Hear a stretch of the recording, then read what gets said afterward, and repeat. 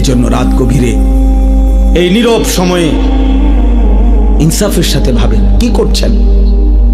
30 বছর ধরে যারা সুদ খান, এই সুদখোর হারামখোর, আপনি কি করছেন? বছরের পর বছর যারা কিস্তি নেন, কিস্তিখোর হারামখোর, কি করছেন?